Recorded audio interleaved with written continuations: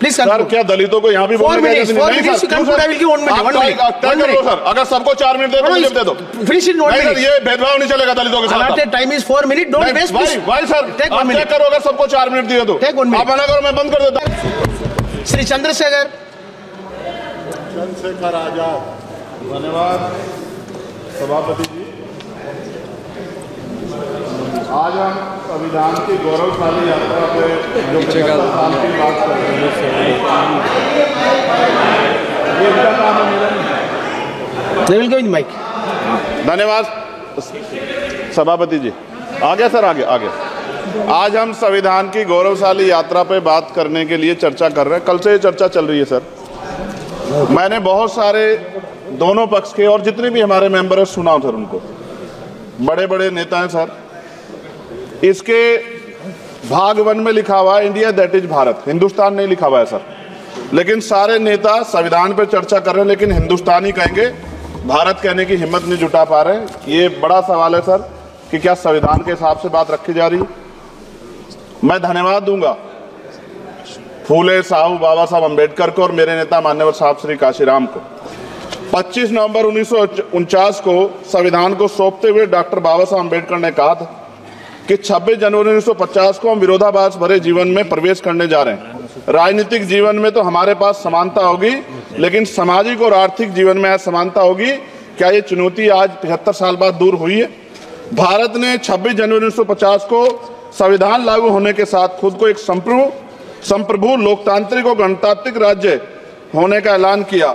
लेकिन सर, उस समय संविधान की स्थिति ये थी कि जैसे गांव का कोई आदमी, मैं 50 की बात कर रहा हूं, वो 50 साल पहले शहर में आ जाता और बड़े लोगों की महफिल में चला जाता, उस जहां वो खाना खा रहे हो, और वो टेबल पे नैपकिन को खा के जो है कि कहता कि ये तो फीका, क्योंकि वो जानता ही नहीं था, वो समझता नहीं था संविधान को, संविधान है क्या। संविधान उसके लिए महज दस्तावेज था। ये जिम्मेदारी थी राजनीतिक दलों पे कि वो संविधान को व्यवहार में लेके आते। और इसके इतने सारे आर्टिकल हैं, अगर इनको व्यवहार में लाया जाता तो मुझे लगता कि आज देश बहुत बदल गया होता। बाबा साहब ने कहा था कि लोकतंत्र भारतीय भूमि का केवल ऊपरी पोशाक है, उनके अनुसार यहाँ की संस्कृति अनिवार्य तौर पर लोकतांत्रिक है। भारत जैसे गरीब और गैर बराबरी वाले देश में संविधान के जरिए छुआछूत खत्म करना, वंचितों के लिए सकारात्मक उपाय करना, सभी वयस्कों के लिए मतदान का अधिकार देना और सबके लिए सम्मान अधिकार तय करना, ये बहुत बड़ी उपलब्धि थी सर। ये संविधान है कि आप वहां बैठे हैं और मैं यहाँ खड़ा होकर अपनी बात रख रहा हूं, और इस देश में आदिवासी महिला के तौर पे जो है राष्ट्रपति बनी है, और प्राइम मिनिस्टर तो नहीं बना, लेकिन शेड्यूल कास्ट के बड़े नेताओं को भी जो है राष्ट्रपति बनने का मौका मिला। इस संविधान की देन, अगर वोट हम पे नहीं होता तो शायद अमीर और जो राजा महाराजा खुद को मानते हैं हमारी गलियों तक नहीं आ पाते, हमारे हाल नहीं जान पाते।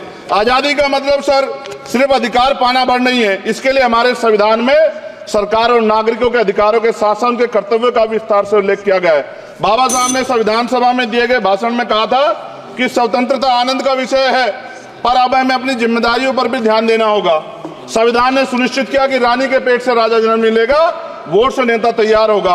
आर्थिक बराबरी के लिए सरकार क्या कर रही है? गरीब और गरीब हो रहा है और अमीर हो रहा है। सुबह उठते कहीं बम की धमकी मिलती, कहीं दंगे की। ये अमृत काल है सर या धमकी काल है? कितना बढ़ रहा है आर्टिकल 15 सर। भारत में आज भी घोड़ी चढ़नी बैठते होती है। प्लीज सर, क्या दलितों को यहाँ भी बोलने का नहीं सर? अगर सबको 4 मिनट दे दो, मुझे दे दो। सर, ये भेदभाव नहीं चलेगा दलितों के साथ। Time is 4 minute, don't waste. भाई सर, आप चेक करो, अगर सबको 4 मिनट दिए तो आप मना करो, मैं बंद कर देता हूँ इसको। क्या दलितों को सबसे आखिरी में नंबर मिलेगा और बोलने का मौका मिलेगा? क्या मजाक कर रहे हैं सर आप? नो, ये all independent people are having only 4 minutes. You take sir, independent में अपनी पार्टी का मेंबर हूँ सर, और जीत के आया हूँ सर, किसी की दया में नहीं आया। Take 1 minute and finish. Sir, कल भी बोले तो एक दलीय पार्टी के लोग, आप मौका दो सर। मूछे रखने पर हत्या होती है, महिलाओं पे, छोटे मासूम बच्चों पर रेप हिंसा होती है। एनसीआरबी का डाटा देकर डर लगेगा। यही 1 किलोमीटर में संविधान को जला गया, और महाराष्ट्र के परभनी में अभी भी संविधान को नष्ट किया गया, उसकी कॉपी को।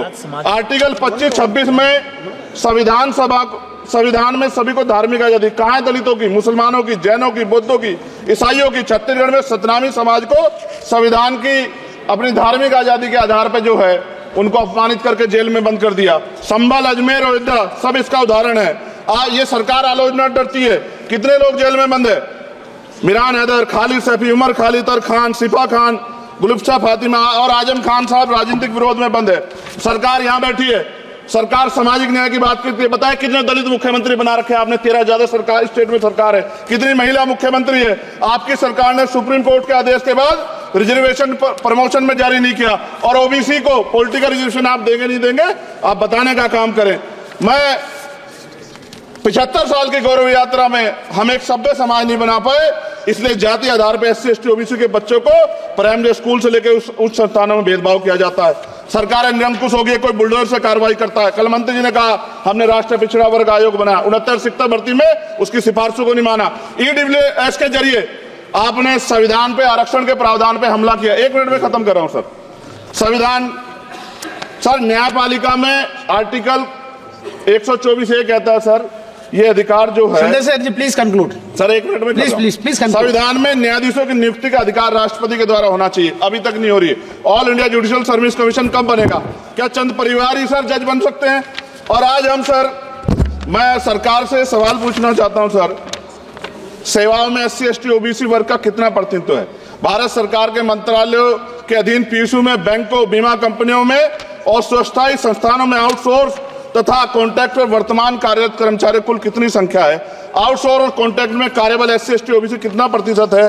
निजी क्षेत्रों में कार्यरत कर्मचारी उनके SC ST OBC की वर्ग लाभ। सर खत्म कर, लास्ट पॉइंट सर, मैं फिर स्पष्ट तौर पर कह रहा हूं सर, यहां बैठे SC और OBC के मेंबर से कह रहा हूं सर, उनको सामाजिक जिम्मेदारी का ध्यान भी रखना चाहिए। पार्टी के प्रति वफादारी के साथ साथ अपने वर्गों के प्रति ईमानदारी भी रखनी चाहिए।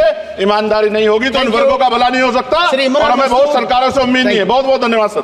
थैंक यू, बहुत बहुत धन्यवाद सर। आज संविधान की ऊपर चर्चा करने के लिए आपने मुझे